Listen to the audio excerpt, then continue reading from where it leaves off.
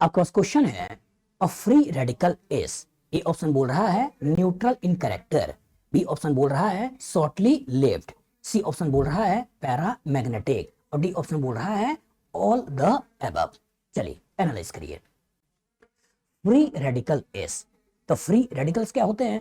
Free radical होते हैं कि दो लोग अगर बिजनेस में पैसा लगाते हैं और दोनों का बदमाशी का लेवल लगभग बराबर है, तो होता क्या है, ये बिजनेस को बीच से तोड़ देते हैं। अगर कभी बिजनेस चलता नहीं है तो इससे बन जाता है ए फ्री रेडिकल और दूसरा बन जाता है बी फ्री रेडिकल।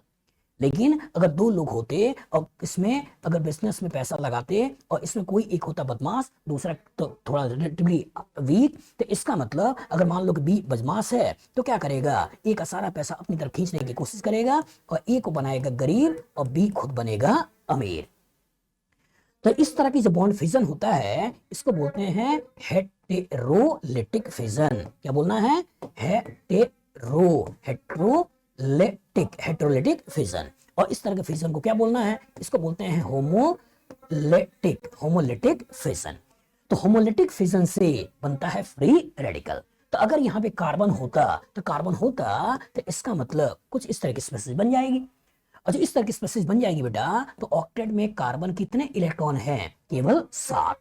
और जो ऑक्टेट में केवल 7 ही इलेक्ट्रॉन है, होना 8 चाहिए था, मतलब अनस्टेबल है। अनस्टेबल मतलब कुछ समय के लिए पाया जाएगा, तो कुछ समय के लिए पाया जाएगा तो इसी को बोलते हैं कि आपका शॉर्टली लिव्ड है। चूंकि दोनों के दोनों का बदमाशी का लेवल बराबर था, दोनों दोस्त थे जो बिजनेस पैसे लगाए, लेकिन अचानक कोरोना आ गया तो इनको लगा यार बिजनेस चल नहीं पाएगा, तो जितना पैसा इसका था उतना ही ले लिया, जितना इसका था उतना ले लिया। मतलब कोई बदमाश नहीं है। अच्छा, कोई बदमाश नहीं है, ये इसी का पैसा था इसके पास चला गया, ये इसी का पैसा था इसके पास चला गया, दैट मीन्स कोई चार्ज नहीं आया। चार्ज नहीं आया दैट मीन्स न्यूट्रल भी है। चार्ज कब आएगा? जब ये बदमाश इसका पैसा लेके भाग जाए, तब ये गरीब बनेगा और ये अमीर बनेगा। जब कोई दूसरे का पैसा लेके भागता है तब चार्ज क्रिएट होता है, लेकिन इसी का पैसा इसके पास रह गया, इसका पैसा इसके पास रह गया, कोई चार्ज नहीं है, दैट मीन्स ये न्यूट्रल है। तो याद रखिएगा, फ्री रेडिकल न्यूट्रल होते हैं, फ्री रेडिकल शॉर्ट स्पेसीज होते हैं, शॉर्टली लिव्ड होते हैं, साथ में पैरामैग्नेटिक भी हैं।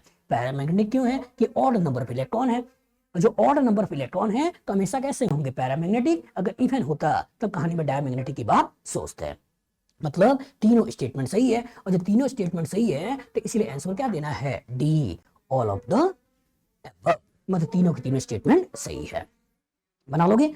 तो अच्छी तरह दिमाग बैठा लेना बेटा कि अगर ये पीरियोडिक टेबल है और ये पीरियोडिक टेबल के आपके एलिमेंट्स हैं, इनडायरेक्टली है क्या? ये 118 लोगों का एक परिवार है, जिसमें कुछ लोग इंडिया के बाहर रहते हैं, कुछ लोग इंडिया में रहते हैं, कुछ नन्हे मुन्ने प्यारे से छोटे से हाइड्रोजन हैं, ठीक है, कुछ थोड़े बड़े हैं। यहाँ पे हीलियम हो गया, यहाँ पे लिथियम हो गया, बेरिलियम हो गया, बोरोन हो गया, कार्बन हो गया, नाइट्रोजन हो गया, ऑक्सीजन हो गया, फ्लोरीन हो गया, नियॉन हो गया। इसी तरह करते हुए 1 साल के नन्हा मुन्ना बच्चे से लेकर 1 से 18 साल के बुजुर्ग भी हैं। कुछ ऐसे हैं जिनका कैरेक्टर है अपने पैसे को दे देना, कुछ ऐसे हैं जिन्हें पैसे की मोह माया नहीं होती है, कुछ ऐसे हैं जिनकी निगाह दूसरे के पैसे पे थोड़ी ज्यादा होती है। तो अगर ये कभी कनेक्टेड होंगे तो पैसा खींचने की कोशिश करेंगे, और जो खींचने की कोशिश करेंगे मतलब हेटेरोलिटिक फिजन की बात करेंगे। लेकिन कार्बन खुद से कनेक्टेड है या हाइड्रोजन से कनेक्टेड है तो इसका मतलब खींचने की बात नहीं करता है। कभी बॉन्ड टूटेगा तो बीच से टूटेगा और क्या बनता है? Free radical. तो कॉन्सेप्ट एकदम क्लियर हो कि होमोलिसिस से क्या बनता है? Free radical. और हेटेरोलिसिस से क्या बनता है? कार्बोकैटायन या कार्ब एनायन। बताओ, फ्यूचर इस तरह का क्वेश्चन आएगा, लगा लोगे? गुड।